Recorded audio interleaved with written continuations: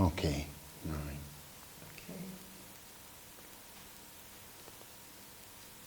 All right. Hi, my name is Fermi Samuel Luchesi. I'm a participant of the Empowerment for Skills for Success with Mountmove.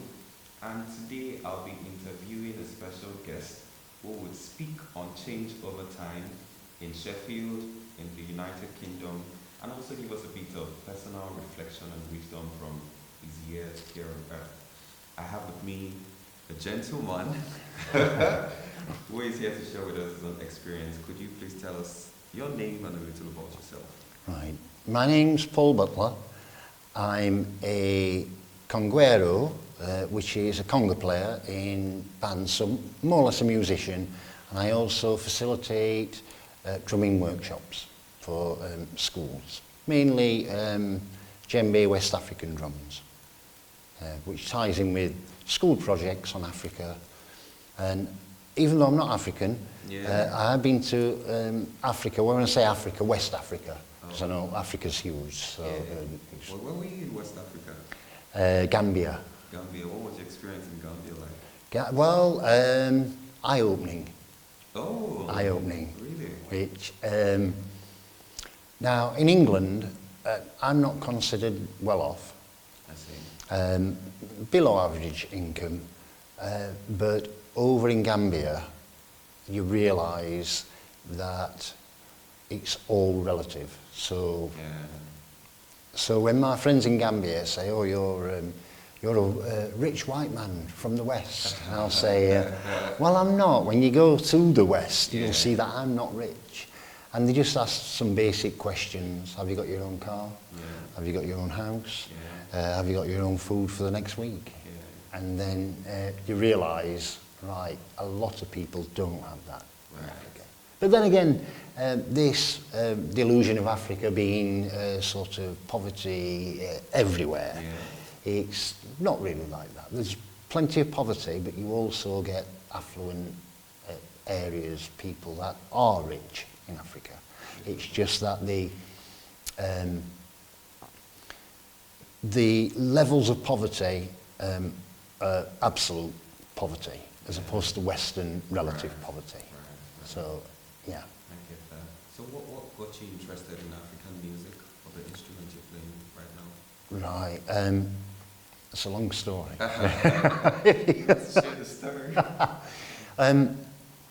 Well, I'm now 57, and I grew up in my formative years were in the 80s, and I sort of rejected a lot of British pop culture of your Duran Durans, your Human Leagues, electro pops, chart music, and I started getting into retrospectively American R&B, soul, jazz, Latin.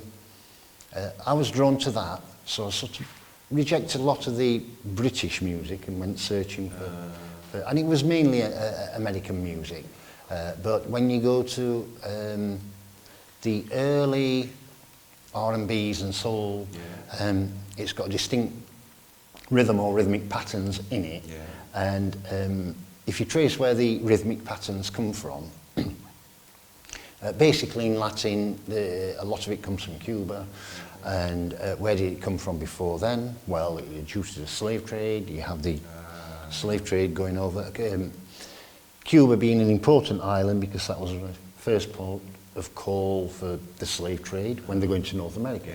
So it's a sort of melting pot, and it's just a case of tracing the rhythms back and going to Cuba, realising how they turned into new Cuban rhythms from the African rhythms of West Africa. Thank you for sharing that. So, were you born in Sheffield or did you move here? No, born in Sheffield, Born in Sheffield. So what has your experience been like over the years? Well, comparative to anywhere else, I can only tell you what it's like to be born in Sheffield and live in Sheffield. There's no... Do you live in Sheffield? Yes. I've lived in Sheffield all my life, apart from the odd few months where I had to work away. So when I left school, I became a bricklayer, and back in the mid-80s, the economic situation wasn't at its best. We were just going through a socio-economic transition during the Thatcher years. Yeah. So we had a semi-planned economy, and then Margaret Thatcher came along,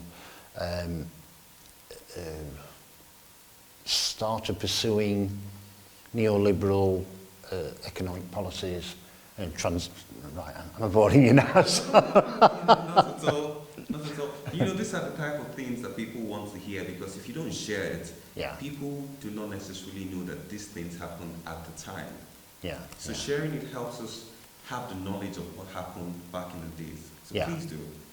Right, so I forgot what the question is, but I can waffle on for as long as... No worries at all. So I was just asking if you were born in Sheffield. Oh, yeah, yes. And And the changes in Sheffield, yes. So I was a teenager through the 80s and left school, I think it was 84, 85, somewhere like that. And I think mine was one of the last generations to have options in the workplace. So if you had brains, you could go to university. If you wanted, if you weren't academically minded, there was manufacturing, skilled and semi-skilled jobs to go into. So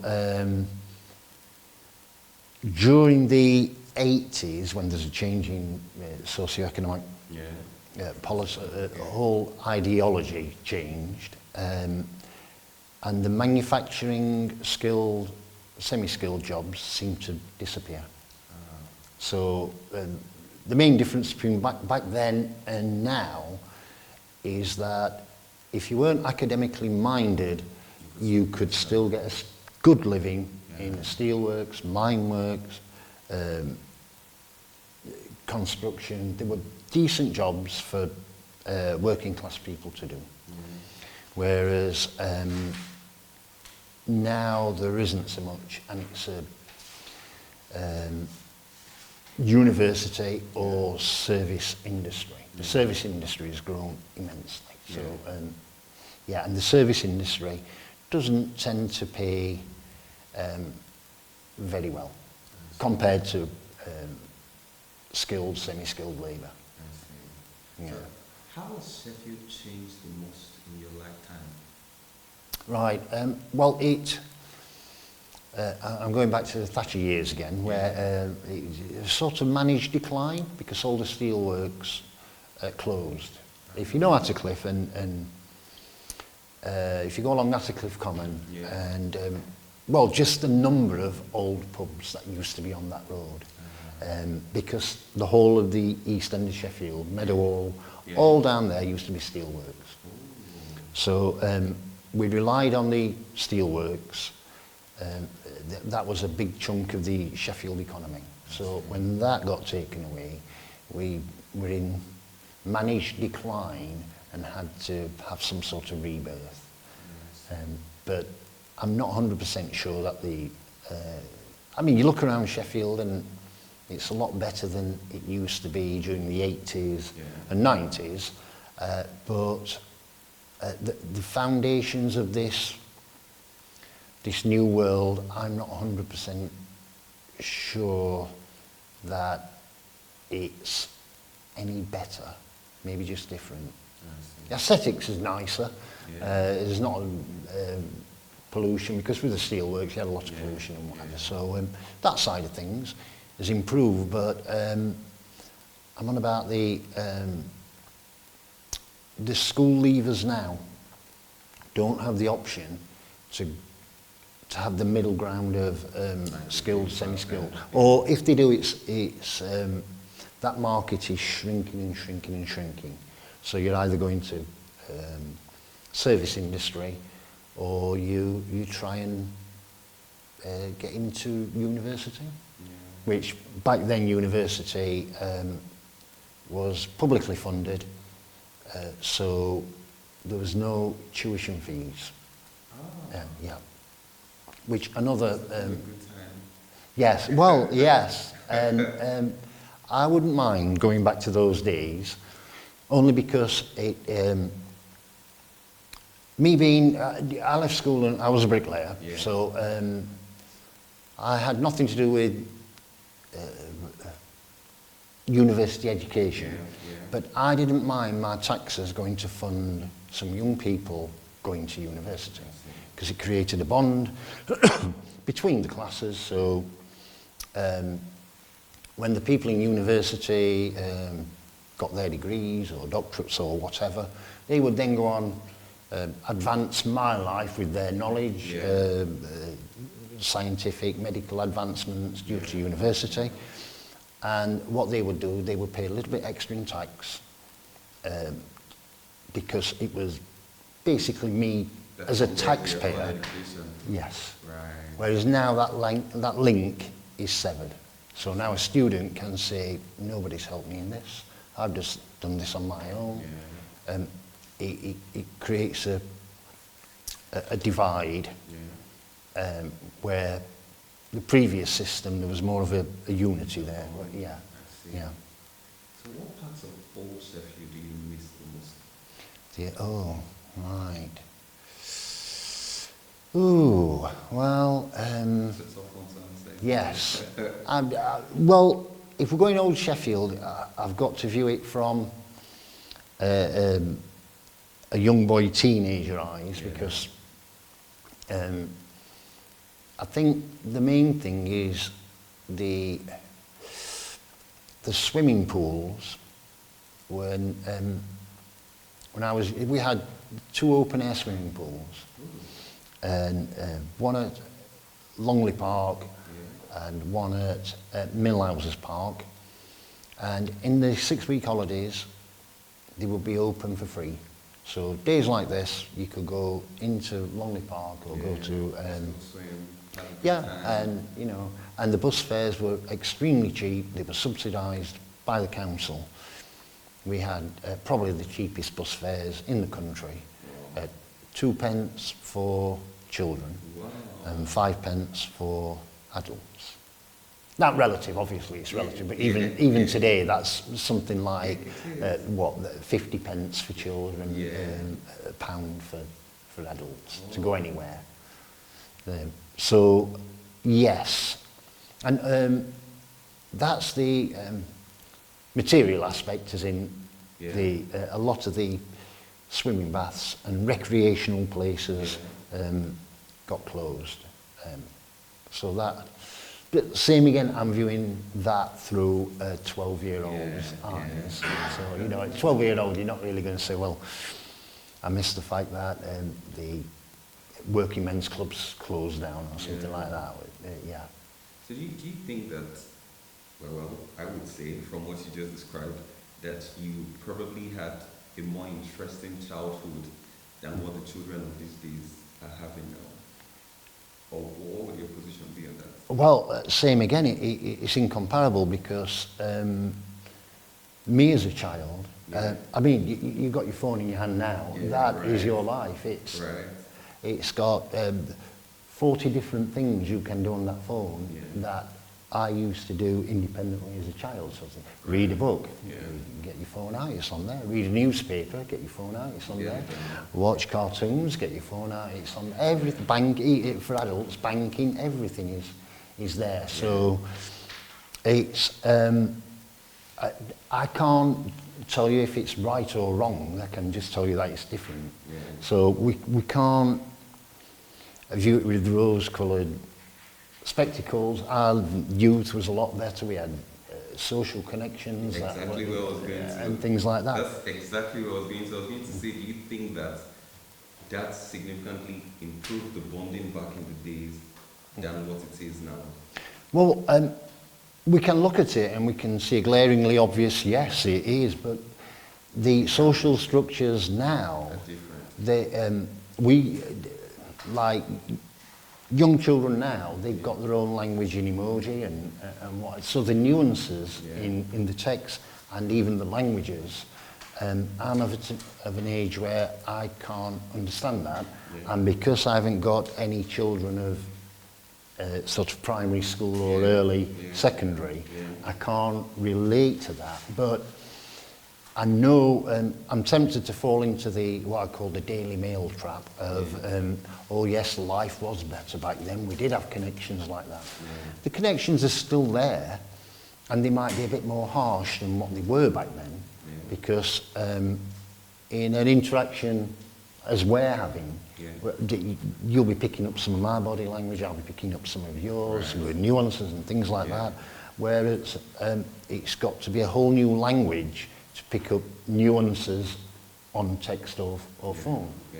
So on a face-to-face interaction as friends, if there's anything that's a dispute or may escalate into violence, then you can read the signals and you can either escalate it or back off, or one of you becomes subservient and dominant and things like that. Everything's read through body language, whereas on the internet and social chat rooms, something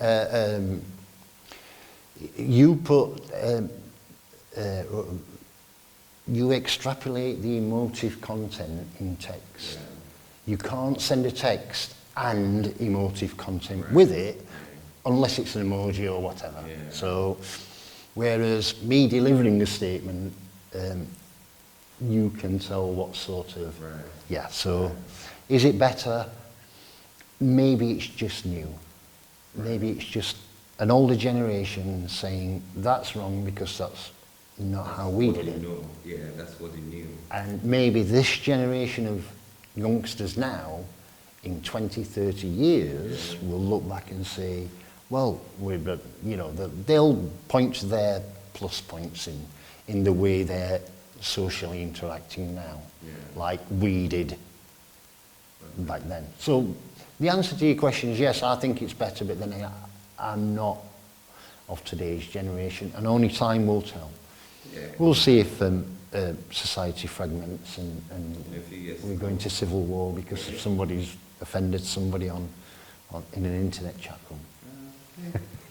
But are there any particular improvements that you've seen in Sheffield over the years that you'd like to share? Improvement, I think it's only the air quality. That's an improvement.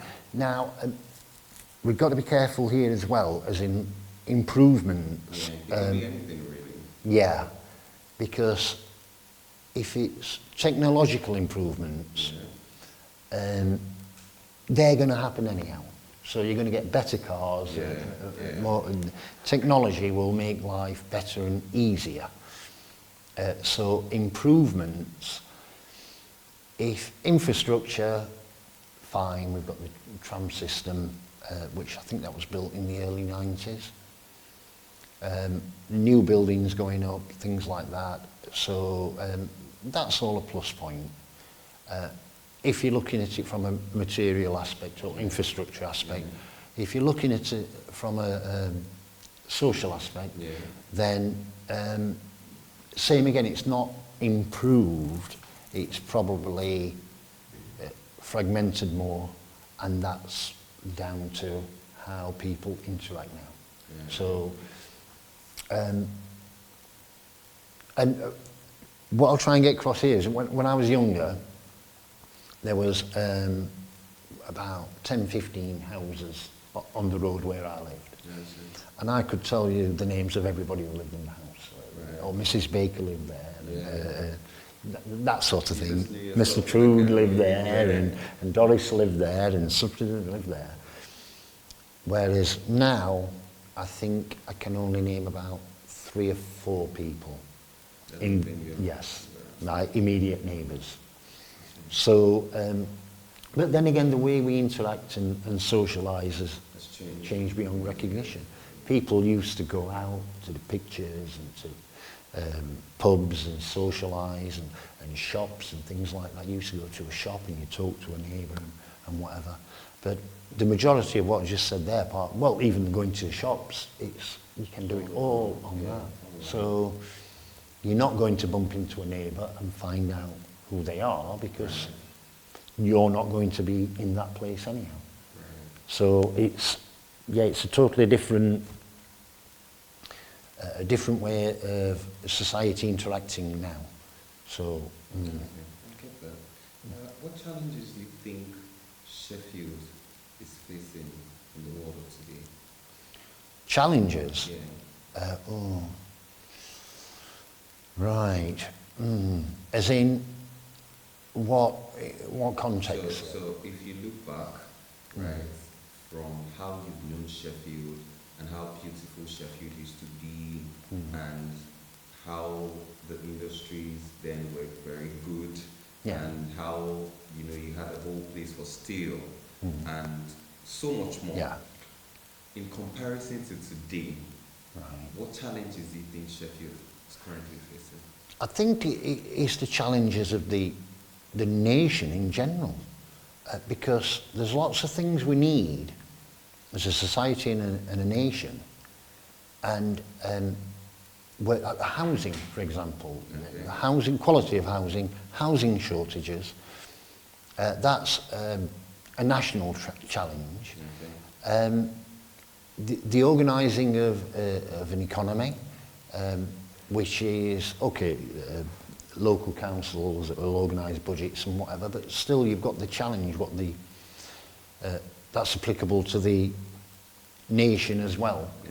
So I think the challenges that any particular, I mean, we could say this about Birmingham, couldn't we? They've been on a bin strike for 2 years or something like that. A dispute with the bin collectors, which, same again, it's a challenge what the nation or any city or town would face when you're starved of funding. So, yeah, I mean, the root of all the problems I see are in the way we organise, or the way we redistribute wealth. Right. So I don't want to get too political. I don't know how, I don't know how light-hearted this is supposed to be. No, that's fine. That's fine. But from what you've just said, I'd like to ask, do you think that many people have moved to Sheffield over the years compared to other places in the UK because of how Sheffield is as a place, welcoming and much more? Yeah, I think the main reason for that, for the growth of Sheffield, I'm not going to say it's 100% this, but I think it's to do with the universities. Because I think Sheffield's got a really high number of retention. So when the students get their graduate, get their degrees or whatever they get, after their education, I think we've got the largest number that stay in Sheffield and live in Sheffield. So if they stay here, then if we got the brain power here, then that will attract companies who need that brain power. Yeah. So I think that's one of the reasons why we've got a growth in population in Sheffield. Okay. Plus the natural population boom growth anyway. Yeah, there's that as well. So what aspects of the modern life surprised you the most when you think of Sheffield? Things have changed, things have evolved over the years, but which one of it surprised you the most? Right. It's all tied in with technology again. We've got to use. We've got any answer's got to be in the shadow of technology.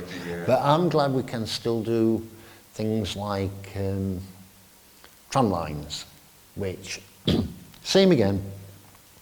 It's Sheffield people coming together, and how tram lines started was a smaller affair than what it is now.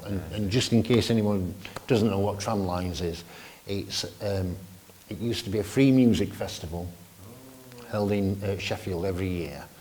Now the artists weren't great. They weren't Radiohead or Coldplay or anyone like that. It started small and organised by a few pubs that got together and said, let's put something on in Sheffield, music festival. And it just grew and grew and grew until now. I think it's split between I think the corporate sector came in and took it out to Hillsborough Park, while the original ethos and ideology of it still remained for free things in Sheffield. So things like that amaze me, of how you can still get something that's so much, so community minded in an environment where it's harder to succeed.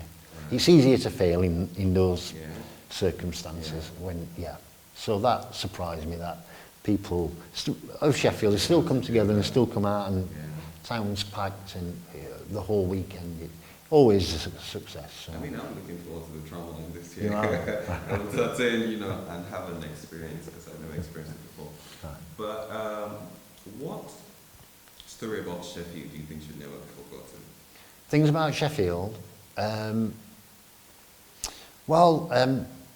If there's a particular one in mind that you think should never be forgotten, which would you share? Oh, right. I would say, well, there's two things. Okay. And for me, they're both equally as important. Yeah. Maybe one to the world, and, well, both to the world. It was the place of where football first got its rules. So we've got the oldest club in England here, Sheffield FC. I didn't know that. Yes. I had no idea. Well, we don't really blow our trumpet with that. And there's a movement now that's saying we should brag off that football. Yeah. The game wasn't invented in Sheffield, it was formulated in Sheffield. So when it first started, football first started, everybody played by what's called the Sheffield rules. I see.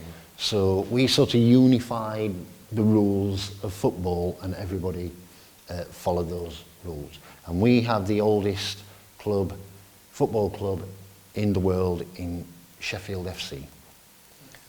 And I think Notts County think they got it. I think they're Notts County oldest club in the league, we're oldest club in the world, or something like that. So that's one thing where I don't think Sheffield blows its own trumpet enough. And the second is steel.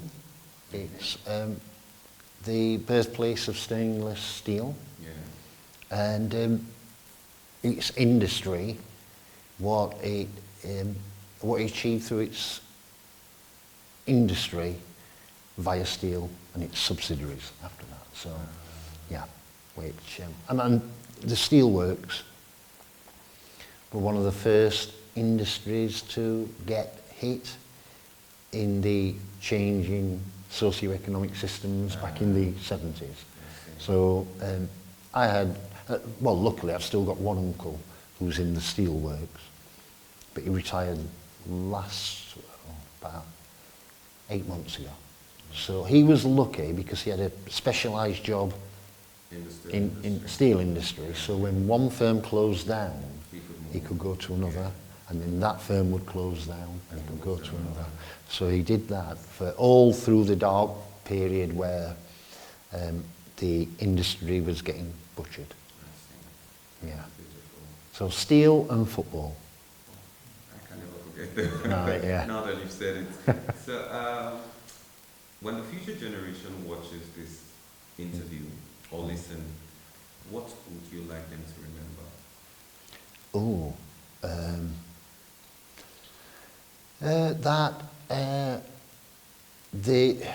The way they are living in the future is not necessarily right or wrong. It's you existing under your modern circumstances. And if anybody looks back at us and sees what they perceive as us being primitive in our ways, then don't forget we did that with the generation before and the generation before that. So be tolerant of each generation, because your morality in the future might not 100% match up with our morality, but don't judge us because of that. Because people in future generations beyond yours will view your morality like you're going to view ours now. Beautiful. Morality is subjective. Like, for example, I'm presuming that in the future there might be people looking at it now and saying, but you had the highest amount of homelessness, you had the highest amount of drug addiction, you had the highest, and things like that, which they might have solved in the future. Yeah. So if you have, come back in a time machine and tell us how to do it. Well, we know how to do it, we're just not doing it, are we? Yeah. So, yeah. Well, that's a beautiful message. Not the time machine, I mean, we know how to solve the problems of a society, Yeah, but, yeah. Okay, I think just the last question before we bring this interview to a close. I think you've even answered this, but I'll still ask anyways. If you were to imagine the Sheffield of the future, right? Yeah. Maybe 50 years to come, 70 years, or even more, what message would you leave for that Sheffield of the future? Right. I would say that look at your neighbours. They are trying to live their best possible life. And if it isn't the way you live yours, if it's not damaging to you, let them live it. But in the future, we might have sorted that out anyhow. So, you know, it might be a harmonious future. Yeah. What I'm saying is, don't be fooled by people promising you things that they point to people. They'll point to some people and say they're taking your things away. Be careful of those people who are saying that, because it's generally them who's taking it away and blaming somebody else. Right. Mm-hmm. That's a beautiful message. I've enjoyed talking to you. It's been beautiful. Thank you so much. For the benefit of our listeners, would you please tell them your name again? My name's Paul Butler. I'm available for weddings, parties. I love that. And you can take me along. Thank you so much. Motivational speakers. Thank you so much.